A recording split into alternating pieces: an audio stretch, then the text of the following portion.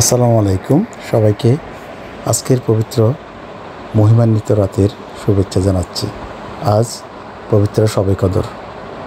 বিশ্বের সকল মুসলমান এই রাতে ইবাদত বন্দেগীতে মশগুল থাকে।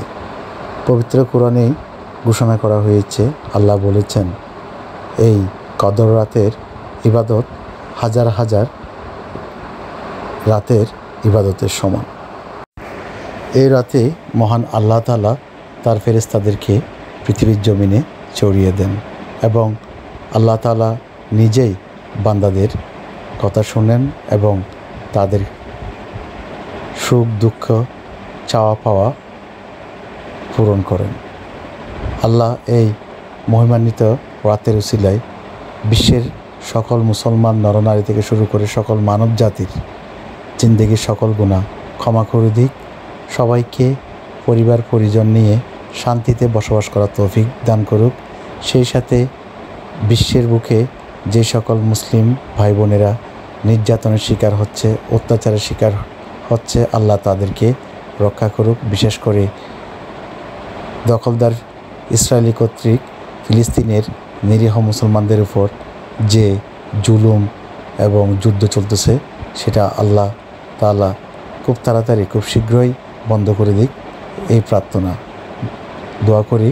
বন্ধু বান্ধব আত্মীয় স্বজন যারা বেঁচে আছেন সবার সুস্বাস্থ্য কামনা করছি আজকের এই রাতে।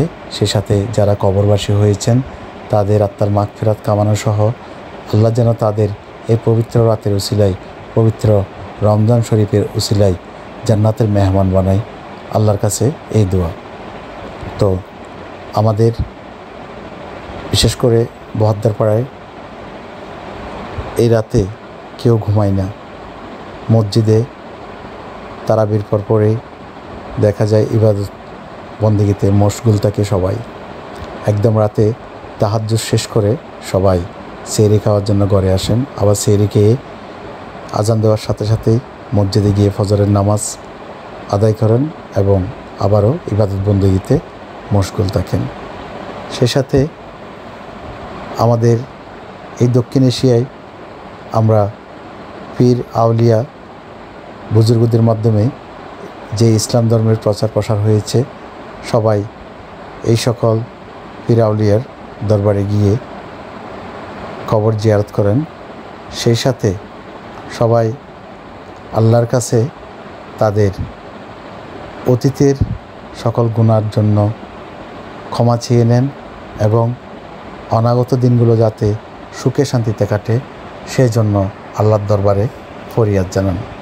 আল্লাহ আজকে রাতের উচিলায় সবার জিন্দেগির গুনাহ ক্ষমা করে দিয়ে সবার মনোবাসনা পূরণ করুক, এই প্রত্যাশা। আমিন। আসসালামু আলাইকুম।